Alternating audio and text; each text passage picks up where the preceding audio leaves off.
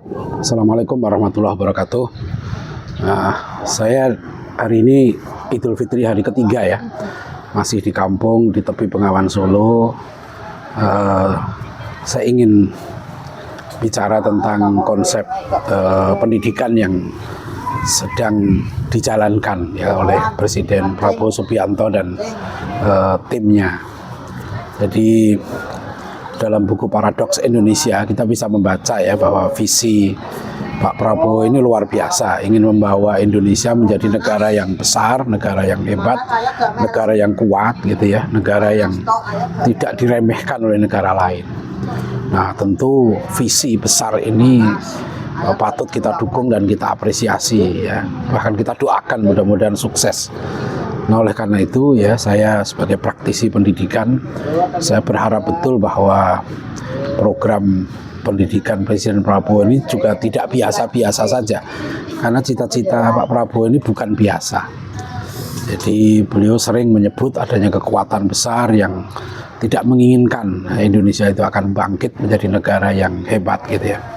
Tapi ini perlu tentu diikuti bahwa program pendidikan juga jangan sampai terjebak oleh program-program kekuatan besar tadi yang menjebak ya pendidikan kita, anak-anak kita, sehingga tidak mampu keluar ya dari cara berpikir yang lama, cara berpikir klasik yang mengerdilkan potensi bangsa kita ini. Kita harus membuat lompatan besar dan insya Allah kita punya modal konstitusi ya, pasal 31 ayat 3 UUD 45 jelas mengamanahkan pemerintah harus menyelenggarakan pendidikan yang meningkatkan keimanan dan ketakwaan serta akhlak mulia.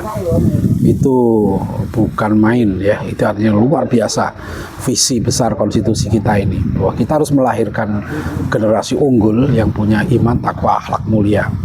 Kalau ini dipegang betul, iman, takwa, akhlak mulia ini dalam pendidikan kita, ya rumusnya pasti unggul, karena orang takwa itu orang mulia.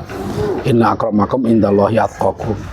Nah, ini harus disepakati betul ya, menurut saya ya, bagaimana presiden, para menterinya, para kepala daerah, dan lebih penting lagi adalah kita umat Islam ya, orang tua, untuk betul-betul menerapkan konsep pendidikan yang mendidik anak-anak kita ya ke depan menjadi anak-anak hebat, generasi gemilang yang akan bawa Indonesia menjadi negara maju ya, negara maju dalam arti yang sebenarnya ya, dalam arti yang hakiki. Jadi bukan hanya ekonomi naik, bukan hanya, sekali lagi gitu ya, bukan hanya ekonominya naik, penghasilannya bertambah, tapi juga terutama dia menjadi manusia yang kuat, jiwanya bersih, fisiknya kuat ya. Dalam Al-Quran disebut Al-Baqarah 247, bastotan fil ilmi wal jismi, orang itu hebat dalam ilmu dan hebat dalam fisik.